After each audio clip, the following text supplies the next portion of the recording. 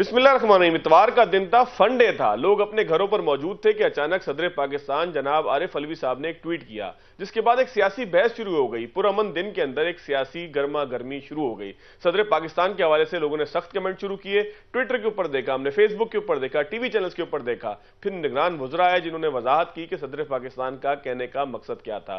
मैं जिस पस मंजर में बात कर रहा हूं, आप सारा दिन से टीवी स्क्रीन पर देख रहे हैं। मैं मुख्तसर सी वजाहत कर देता हूं कि सदर पाकिस्तान ने आखिर कहा क्या। उन्होंने दो बिल्स के हवाले से रेफर किया, दो बिल्स के हवाले से वजाहत की। उन्होंने कहा कि आर्मी सीक्रेट एक्ट और आर्मी तरमीमी बिल, आर्मी एक्ट तरमीमी बिल, दोनों के ऊपर मैंने दस्तखत नहीं किए। मैंने अपने स्टाफ को कहा कि इन बिल्स को वापस भेज दिया जाए, लेकिन उन्होंने वापस नहीं भेजा, जिसकी वजह से वो कानून का हिस्सा बन गए। मैं अल्लाह ताला से माफी मांगता हूं, उन तमाम लोगों से माफी मांगता हूं कि जो इसके नतीजे में किसी ना किसी तरीके से जद में आएंगे और उनके खिलाफ कोई कार्रवाई होगी। जायजा लेते हैं कि आखिर सदर पाकिस्तान को ट्विटर का सहारा लेने की जरूरत क्यों पड़ी। आखिर सदर पाकिस्तान को ट्वीट के जरिए 27 घंटे बाद ट्वीट के जरिए वजाहत की जरूरत क्यों पड़ी। क्या सदर पाकिस्तान के पास ये इख्तियार नहीं कि वे इस हवाले से कोई कार्रवाई करते। इस हवाले से जो है वो अपने उस हमले को, जिसने उनकी बात नहीं मानी, उसके हवाले से कोई कार्रवाई करते, या कार्रवाई का मुतालबा करते, या कार्रवाई के बाद कौम को बताते कि मेरे अमले ने मेरी बात नहीं मानी, लिहाजा मैंने ये कार्रवाई उनके लिए तजवीज़ की है। मेरे साथ मौजूद है इम्तियाज गुल साहब, इसके साथ साथ मुझे ज्वाइन करेंगे कामरान मुर्तजा साहब। कामरान मुर्तजा साहब से भी बात करेंगे, कानूनी पहलू भी पूछेंगे। कामरान मुर्तजा साहब के साथ साथ इम्तियाज गुल साहब से कुछ तजिया भी लेंगे कि आखिर सूरत है क्या। कामरान साहब, आप ही से गुफ्तगू का आगाज करूंगा। कामरान साहब, आखिर सूरत है क्या, अगर उस ट्वीट को इंटरप्रेट करें कानूनी माहिर की हैसियत से, एक सियासी कारकुन की हैसियत से, सियासी कायद की हैसियत से, तो आपके सामने क्या मामला समझ में आते हैं, खासतौर पर जब हम निगरान वज़रा की प्रेस कॉन्फ्रेंस को सुन लें, समझ लें, जिसके बाद हमें यह लगना लगे कि सदर पाकिस्तान ये कहना चाहते थे कि मैंने तो इस बिल को वापस भेजने का कहा था ताकि ये इंटैक्ट ना हो सके, कानून का हिस्सा ना बन सके, लेकिन जानबूझ के इसको डिले किया गया क्योंकि पहले यह लगा था कि शायद फॉर्जरी हुई है, किसी ने उनके दस्तखत किए हैं। तो आप इस वक्त करंट जो डेवलपमेंट है उसके बाद क्या समझते हैं? जी, मैं भी पहले यही समझा था कि कोई फोर्जरी हुई है और किसी ने उनके जाली साइन कर दिए हैं, और मैं ये समझ रहा था क्योंकि सदर के ओहदे के साथ एक तकद्दुस अटैच होता है तो उनकी बात दुरुस्त होनी चाहिए और वो दुरुस्त होगी। मगर अब जो नई सूरत हाल आई है कि उन्होंने साइन नहीं किए, तो जब साइन नहीं किए तो फिर उसका तो फिर वो एक सर्टेन पीरियड में अगर कोई उनको एतराज था तो उस एतराज पे साइन होके और उस एतराज के साथ वो विद सिग्नेचर वापस जाना चाहिए था। तो अगर साइन नहीं किए तो सर साहब बहुत अच्छा किया, ये आपकी डिस्क्रिप्शन में था, मगर वो एतराज विद सिग्नेचर वो कहाँ है फिर? तो फिर वो साइन और सिग्नेचर अगर नहीं मिलेंगे तो फिर आप अल्लाह से माफी मांगे या पब्लिक से, फिर आप इसके लिए रिस्पॉन्सिबल हैं। देखिए, मैं खुद भी शायद आपको शायद याद होगा कि ऑफिशियल सीक्रेट एक्ट के हवाले से या बाकी भी, उसमें हम खुद भी खासे जो है ना वो हमारे कंसर्न थे और हमने पार्लियामान में उठाए भी। मगर इस तरह से अगर यहाँ पे आपने इसमें कोई इस तरह की हरकत की है कि दोनों को खुश करने की हरकत की है कि खुद साइन न करो और उसको कानून बनने दो और फिर बाद में पब्लिक में ट्वीट कर दो, तो जो है मेरा ख्याल है फिर आप इस ओहदे पे रहने के काबिल नहीं है। ये तो एक नई सूरत हाल आ गई है। आप इस बात की वजाहत करें कि अब जो दो वज़रा कह रहे हैं, हम तो पहले जो है ना सिंपली ये समझ रहे थे कि किसी ने जाली साइन किए और भिजवा दिए और ये बहुत बुरी बात है। मगर आप अब एक तो नई स्टोरी शुरू हो गई है कि मैंने उनको कह दिया था और वो साइन, भाई आपने कह दिया था तो आपका कहना वो काफी नहीं होता, ऑब्जेक्शन रिकॉर्ड करना होता है, और वो जो ऑब्जेक्शन रिकॉर्ड करना होता है तो वो उसके ऊपर फर्ज करिए आप सदर पाकिस्तान है, वो आप एतराज करेंगे या अपने हाथ से लिखेंगे और उसके नीचे साइन करेंगे और फिर अपने हमले को कहेंगे कि अब भिजवा दीजिए। तो वो कहाँ पे है फिर? अब तो एक नया मसला पैदा हो। बिल्कुल ठीक है। अच्छा कामरान मुर्तजा साहब, अगर सदर पाकिस्तान ने अपने अमले को कहा था कि इस बिल को आप वापस भेज दें, हो सकता है कि उनका कोई इख्तलाफी नोट भी बाद में सामने आ जाए कि जिसकी बुनियाद पर उन्होंने इस बिल को वापस भेजने का कहा और अमले ने यह बात मानने से इनकार कर दिया हो कि जैसा कि इस ट्वीट के जरिए अभी तक हमें महसूस हो रहा है, सूरत डेवलप हो रही है, इसलिए मैं इसको अभी तक के ऊपर रखता हूं, अभी तक जो महसूस हो रहा है उसके मुताबिक तो यह है कि सदर पाकिस्तान ने ये जाहिर करने की कोशिश की है कि उन्होंने अमले को कहा था कि मैंने डिसेंट नोट लिख दिया है, आप इसको जो है वो वापस भेज दें और इसको कानून का हिस्सा फिलहाल मेरी मर्जी से ना बनाएं। तो अमले के खिलाफ कार्रवाई कर सकता है सदर पाकिस्तान? अगर सदर पाकिस्तान इतने दबंग हो सकते हैं कि वो ट्वीट कर सकते हैं, तो वो कार्रवाई भी तो तजवीज कर सकते थे या बता सकते थे कि मैंने कोई कार्रवाई की है या सिफारिश की है। क्या तरीकेकार होता है उसका, कामरान साहब? नहीं नहीं, इसका तो मामला तो सिंपल है ना। इस मामले को तो उनको रिपोर्ट करनी चाहिए। ये तो फिर क्रिमिनलिटी है ना। क्रिमिनलिटी में जो है ना, अगर फर्ज करें मेरे साथ कोई क्रिमिनलिटी हो जाए तो मैं क्या करूंगा? मैं इंतजार करूंगा या ट्वीट करूंगा? मैं तो फिर अगर ये बात हुई है तो फिर जो है ना इमीडिएटली जो है वो मुतल्लिका अदारे को, मुतल्लिका FIA को बुलवा लें, मुतल्लिका थाने को कह दें, जो भी इसमें जो इस हवाले से जिम्मेदार अदारे होते हैं उनमें से किसी को बुलवा के उधर रिपोर्ट करवा दें। सदर खुद मुद्दई बन जाए, उनका जो अपना पर्सनल स्टाफ है उसमें से किसी को जो है मुद्दई बना दे इस मुकदमे का। मगर ये जो है ना, ये तो फिर क्रिमिनलिटी है और इसके अलावा तो कुछ नहीं है कि वो अगर वो नोट भी उन्होंने विद कर ली है और वो सिग्नेचर्स के साथ, तो फिर तो मेरा ख्याल है फिर इससे भी बड़ी बात हो गई है। ये तो बड़ी दीदा दिलेरी होगी। मगर कामरान साहब आप मेरे साथ ही रहिएगा। मैं जरा इम्तियाज गुल साहब की तरफ चलूं, मैं दोबारा आपकी तरफ आता हूं। इम्तियाज गुल साहब, आप सारी सूरत हाल आपके सामने है। डेवलपमेंट के बाद अब कम से कम ये वाजे हो गया है कि सदर पाकिस्तान के जाली दस्तखत किसी ने नहीं किए, वरना खदशा ये था कि किसी ने ऐवान सदर के अंदर सदर पाकिस्तान के इख्तियारात इस्तेमाल करते हुए खुदा न खास्ता दस्तखत किए, जो ज्यादा संगीन महसूस हो रहा था। तो सदर पाकिस्तान का एप्रोप्रिएट रिएक्शन क्या हो सकता था इस पे? देखिए, अभी तो हमें मुकम्मल सूरत हाल मालूम नहीं है, सिवाय इसके कि सदर ने यह कहा है कि मैंने बिल वापस भेजने का कहा था, मैंने उस पर दस्तखत नहीं किए हैं, उसके बावजूद नोटिफिकेशन हो गया है, और ये कि मुझे उससे इत्तेफाक नहीं था। तो इस हवाले से अगर उन्होंने कोई डिटेल, अपने कोई मुशाहिदा, कोई तहफ़्फ़ुज़ात बयान किए हैं, वो यकीनन फिर सामने आने चाहिए। दूसरी बात कि अगर उनके कहे बगैर ही वो इस पे दस्तखत भी हो गए, नोटिफिकेशन भी हो गया है, तो बहैसियत commander in chief of Pakistan मेरा ख्याल है उनके साथ फिर बहुत बड़ा धोखा हुआ है, फ्रॉड हुआ है। और बुनियादी तौर पे कामरान साहब के साथ बसद एहतराम मैं ये कहूँगा कि वो अपनी एक बेबसी का इजहार कर रहे हैं एक ऐसी सूरत हाल में जहाँ पे सुप्रीम कोर्ट की बात नहीं मानी गई, जहाँ पे सदर की बात नहीं मानी गई या सदर के पसे पुष्ट इस तरह का काम हुआ है। तो वो खुद को एक महसूर समझते हैं, जिस तरह रफ़ीक तारड़ साहब थे, सदर परवेज़ मुशर्रफ, मतलब उस वक्त मार्शल एडमिनिस्ट्रेटर थे परवेज़ मुशर्रफ, वो सदर बनना चाहते थे, तो फिर जून 2001 में तकरीबन ज़बरदस्ती रफ़ीक तारड़ साहब को निकाला गया था ऐवान सदर से। तो लगता है कि अभी उसी किस्म की कोई सूरत हाल हो सकता है तैयार हो जाए, और उसी की पेशबंदी के तौर पे सदर ने ये ट्वीट कर दिया है। और अगर ये इस तरह हुआ है, उन्होंने अपने रिकॉर्ड किए हैं, क्योंकि उसमें एक और भी इशू था कि अगर उन्होंने थोड़े से तहफ़्फ़ुज़ात अपने ज़ाहिर किए हैं तो फिर तो मामला दोबारा मुश्तरका इजलास में जाता है पार्लियामेंट के, और उसके बाद का जो बिल है वो फिर ऑटोमेटिकली बन जाता है, कानून की हैसियत इख्तियार कर लेता है। साहब, लेकिन सवाल ये पैदा होता है कि क्या सदर पाकिस्तान इतने हॉस्टाइल एनवायरनमेंट में थे?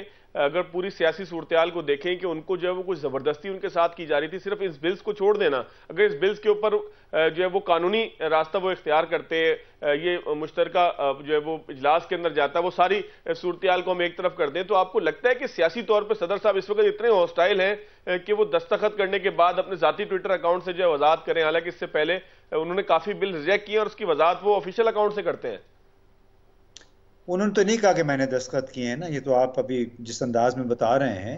देखिए, मामला इस वक्त यह है कि उन्होंने अभी इस मामले की तहकीकात करवानी चाहिए, उनको सुप्रीम कोर्ट से रुजू करना चाहिए। बाकी हॉस्टाइल एनवायरनमेंट या बड़ी एग्रेसिव किस्म की जो इस वक्त फ़िज़ा है, अगर आप उसको नहीं मानते हैं तो फिर अल्लाह खैर करे।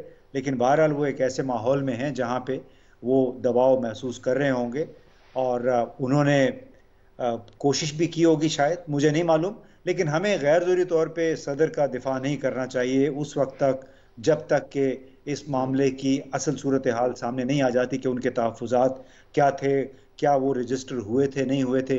बाकी मैं एक सवाल, मासूम सा सवाल ये है कि जो क्या कामरान मुर्तज़ा साहब और उनके दूसरे साथी समझते हैं कि जो एतराज़ात उन्होंने किए थे इन दो बिलों पे जिनका जिक्र हो रहा है, वो तहफ़्फ़ुज़ात इनके फिर दूर हो गए थे, और ये कि जिस अंदाज में कल ये टिकर चलने शुरू हुए कि हाँ जी ये नोटिफिकेशन हो गया है, क्या वो इसको समझते हैं कि बिल्कुल कानून के, आइन के ऐन मुताबिक है?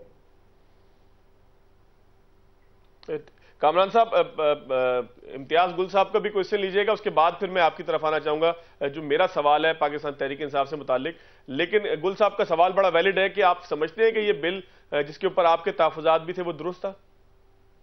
जी, इसकी नहीं, मैंने तो अगर तहफ़्फ़ुज़ात होते तो मेरा बड़े इस पे बड़ी सख्त स्पीच है इस पे, और जाहिर है कि वो जब हम अपना वहाँ पे मेजॉरिटी पे जो है ना, बिल मेजॉरिटी ने पास करना है, इसमें मैंने अपने जो उसमें इक़्तिदार के साथी थे उन सबको मुखातिब होकर कहा था कि ये कल तुम्हारे खिलाफ भी इस्तेमाल होना है, और हम तो वैसे बलूचिस्तान में रहते हैं, हमारे लिए तो ना दस्तूर है ना कानून है, अगर ये चाहिए तो मैं भिजवा भी दूंगा ये मेरी स्पीच और इस पे, और हमारे लिए तो पहले ही कोई कानून और दस्तूर नहीं है, मगर ये कल जो है ना ये तुम्हारे लिए भी जो है ना ये, क्योंकि तुम जो है ना अच्छे इलाकों में रहते हो, ऐसे इलाकों में रहते हो जहाँ कानून का कुछ ना कुछ इत्तलाक है, तो ये तुम पे भी जो है ना वो कल लागू होगा।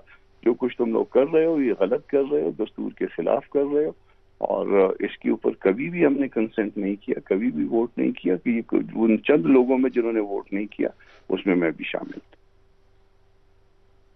बिल्कुल ठीक है। अच्छा कामरान साहब, सवाल ये पैदा होता है कि अब कानूनी रास्ता इख्तियार करने का पाकिस्तान तहरीक इंसाफ ये कह रही है, कुछ देर पहले उनका स्टेटमेंट आया है, तो कानूनी तौर पर अब आपको लगता है कि दोबारा से सुप्रीम कोर्ट सारा मामला जाएगा, फिर तहकीकात होंगी, फिर सदर पाकिस्तान का हो सकता है मेमो सामने आ जाए, तो आपको आने वाले दिनों में क्या लग रहा है इस सारे केस के तनाजुर में? देखिए, एक तरफ तो ये लगता है बीइंग ए पॉलिटिकल वर्कर की ये आखिरी लड़ाई शुरू हो चुकी है। आखिरी लड़ाई जो ना ये अगस्त के आखिर से शुरू होनी चाहिए और इसको सितंबर के मिड तक या तीसरे हफ्ते तक जाना चाहिए मेरे ख्याल के मुताबिक, मेरी असेसमेंट के मुताबिक। इसमें जो है ना वो बहुत सी चीज़ों का फैसला हो जाएगा, बहुत सारी डायरेक्शंस जो है ना वो तय हो जाएंगी। तो एक तो ये मामला हो सकता है, मगर कहां पर फैसला होना है? अदालत में फैसला होना है या सड़कों पे फैसला होना है कामरान साहब? तो देख लीजिए ना, सड़कों पे तो कोई ऐसी बात नहीं है, ये फैसला अल्टीमेटली अदालतों में ही होगा।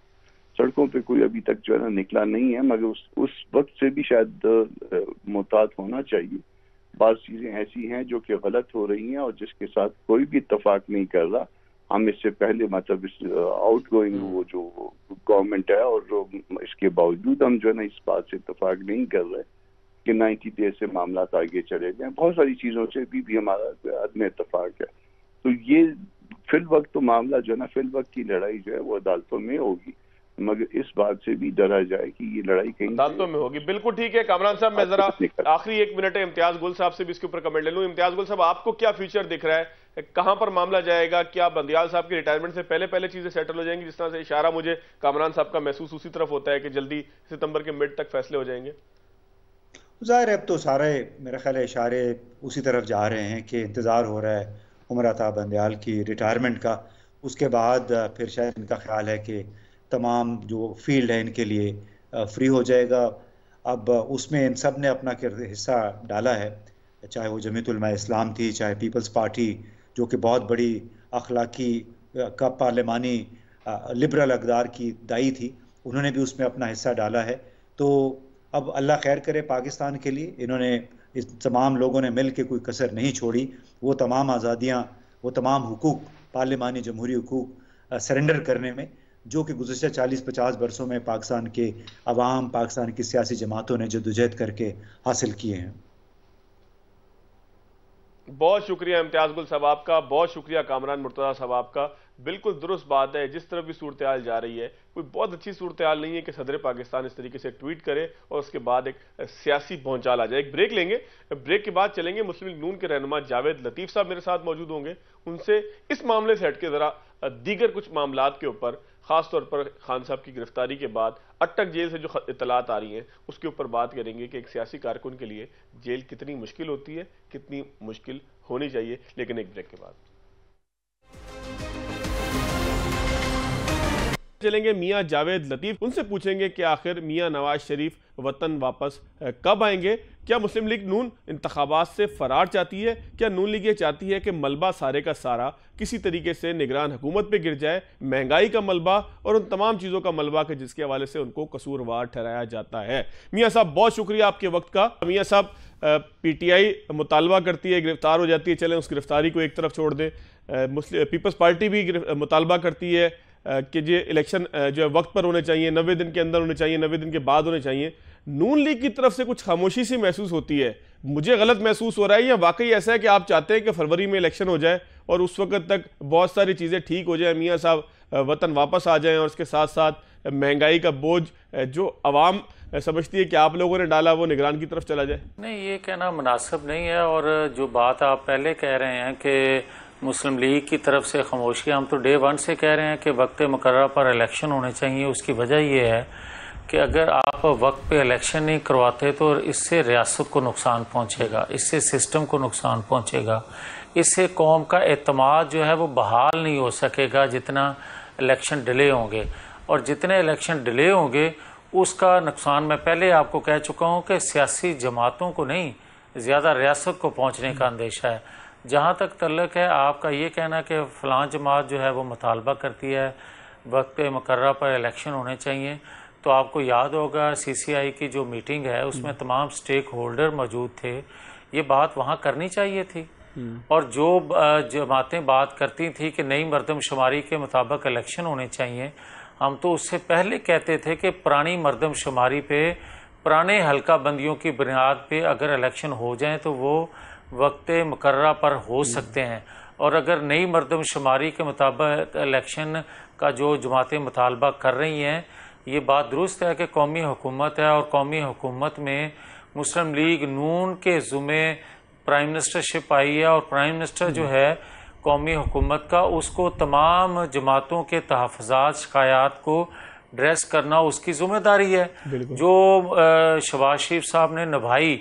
मगर उसमें तमाम जमातें मौजूद थीं, स्टेक होल्डर मौजूद थे, वहाँ बात करनी चाहिए थी कि अगर नई हल्का बंदियों पे या नई मरदमशुमारी पे इलेक्शन हुए तो 90 दिन के अंदर नहीं हो सकेंगे। मगर वहाँ तो सब ने कंसेंसस से ये फैसला किया।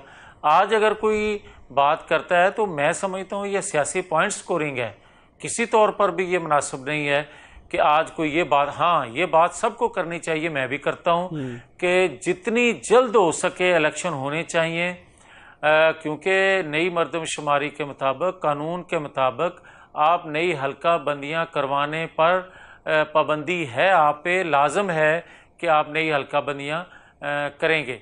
मगर इसका हरगिज़ ये मतलब नहीं है कि आप इलेक्शन को इस जवाज़ को सामने रखते हुए डिले करें। किसी तौर पर भी डिले होना पाकिस्तान के मफाद में इलेक्शन नहीं होगा। मियां साहब फिर रास्ता क्या है इसका क्या रास्ता निकलता है? क्योंकि पीटीआई तो ये कहती है कि जी हम अदालत जाएंगे, सीसीआई के फैसलों पे भी अदालत जाएंगे अलग से, और साथ साथ डिलिमिटेशन के ऊपर भी अदालत जाएंगे। वो तो दोनों जगह, दोनों माजों के ऊपर जो है वो अदालत जाना चाहती है। आप क्या समझते हैं इसका रास्ता क्या है? नहीं, देखें बात यह है कि अगर आइन कानून के मुताबिक वो चलते तो आज उनको कहीं जाने की ज़रूरत पेश ना आती।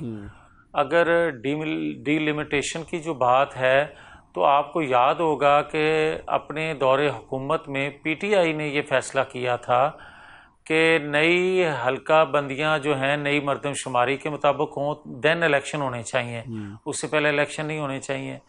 और आज जो वो मुतालबा कर रहे हैं, ये काश अपने दौरे हुकूमत में इन चीज़ों को उन्होंने एड्रेस किया होता जो कि नहीं कर रहे थे।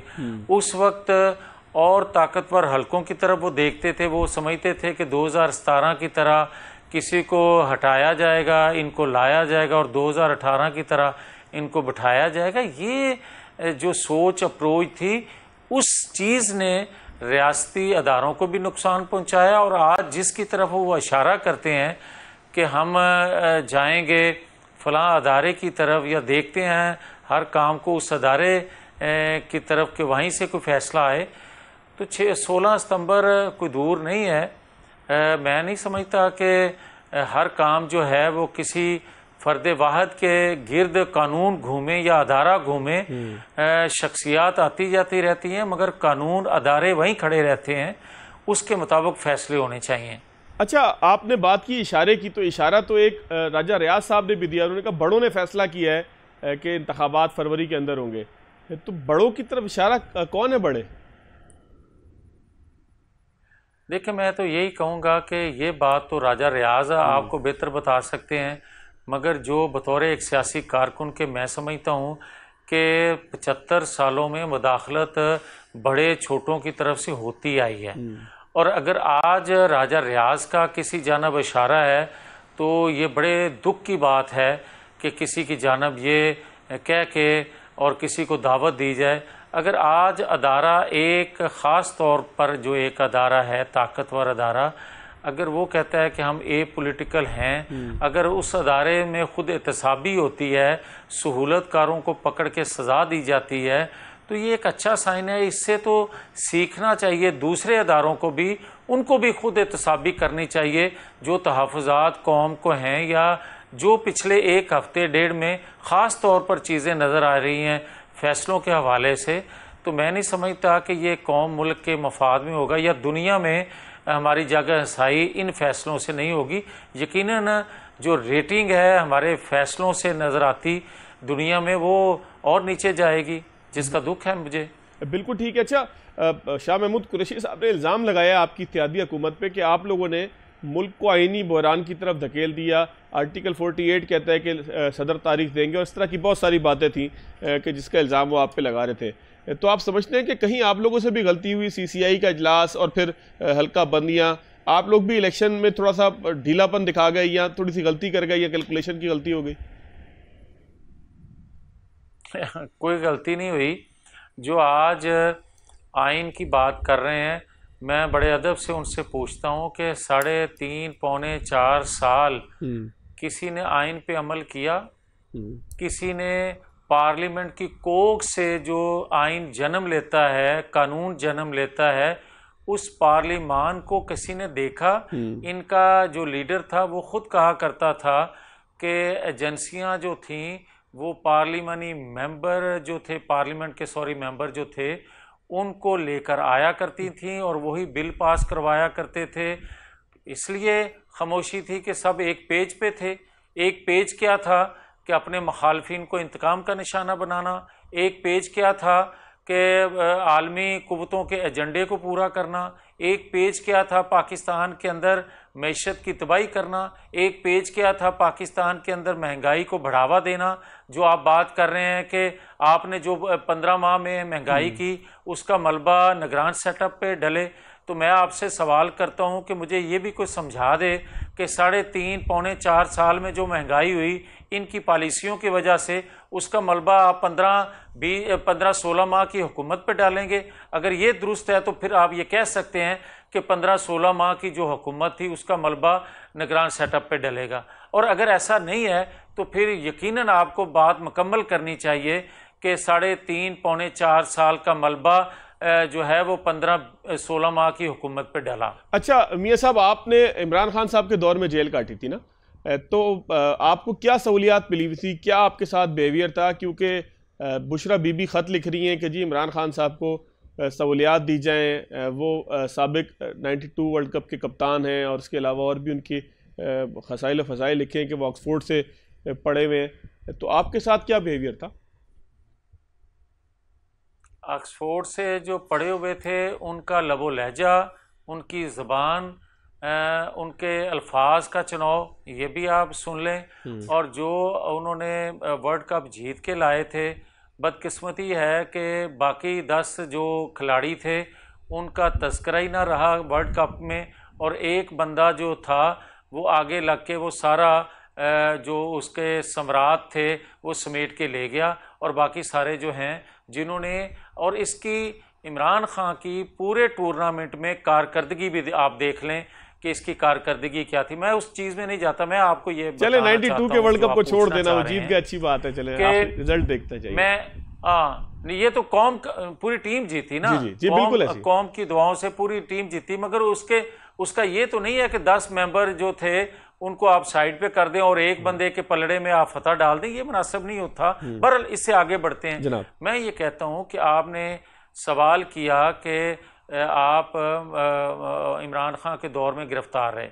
मैं सिर्फ इमरान खान के दौर में गिरफ्तार नहीं रहा, मैं ज़ियाउल हक के दौर में भी गिरफ्तार रहा, मैं परवेज़ मुशर्रफ के दौर में भी गिरफ्तार रहा, और मैं इमरान खान के दौर में भी गिरफ्तार रहा। जो 2 डिक्टेटर थे जिनके दौर में मैं गिरफ्तार रहा, उस वक्त शायद इतनी सख्ती मैंने नहीं झेली जितनी सख्ती मुझे इमरान खान के दौर में फेस करना पड़ी। मगर इसके बावजूद मैंने कभी बाहर निकल के, कभी किसी अदालत में खड़े होकर नहीं रोया।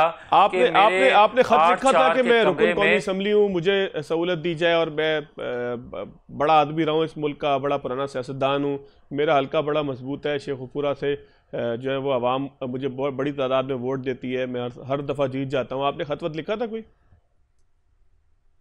मैं सिर्फ आपको अर्ज ये करने लगा हूँ कि 8/4 के कमरे में जिसमें मुझे जेल में रखा हुआ था, मई जून का महीने थे और मुझे उस कमरे में 25 के करीब 2000 वाट का एक बल्ब था, जो 20-25 के करीब बल्ब लगे हुए थे रात को, और पंखा नहीं था, और उनको दिन रात चलाया जाता था ताकि हीट ज़्यादा से ज़्यादा जो है उस कमरे में हो।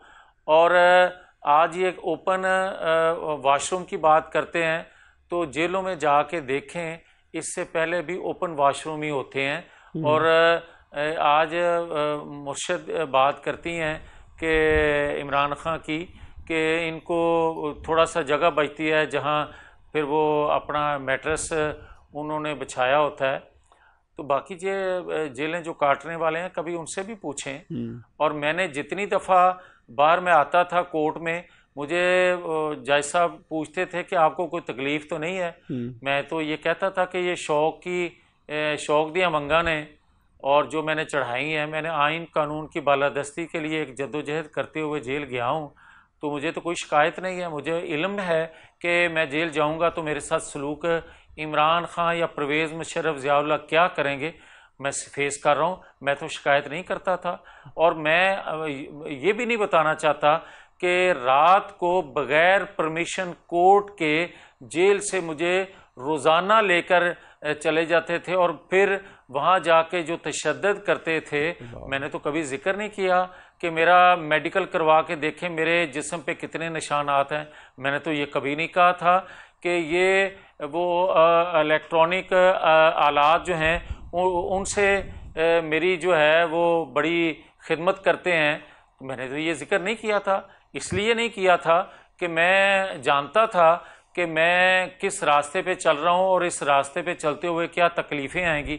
मगर 9-10 मई का वाक़या मैंने तो नहीं किया। मैंने तो कभी पेट्रोल बम नहीं फेंके थे, मैंने कभी गलेल बरदार तैयार नहीं किए थे, मैंने जत्थे मसल्ला तैयार करके पीटीवी पर या पार्लियामेंट पर हमला या किसी प्राइम मिनिस्टर हाउस पर हमला तो नहीं किया था, या अपने मुखालफिन को ये तो नहीं कहा था कि बनी गाला पे हमला आवर हो जाए। ये सारी चीज़ें कोई पॉलिटिकल वर्कर 75 सालों में नहीं कर पाया। किसी की सोच ये नहीं थी। नवाज शरीफ को क्या जहर नहीं दिया गया था जेल में? क्या हमने उस वक्त दफाई तनसीबात पर हमले किए थे? मुझे ये बताएं कि जब नवाज शरीफ को ताहयात नाअहल किया गया था अपने बेटे से तनख्वाह ना लेने पे, तो क्या हमने दफाई तनसीबात पे हमले किए थे? मुझे ये बताएं जुल्फ़िकार अली भुट्टो को फांसी हो गई तो क्या पीपल्स पार्टी ने एटमी तनसीबात पे या जो रियासत की तनसीबात हैं दफाई उस पर हमले किए थे? या किसी ने जत्थे तैयार किए थे? या किसी ने यह कहा था कि मुझे निकालोगे तो मैं ज्यादा खतरनाक हो जाऊंगा?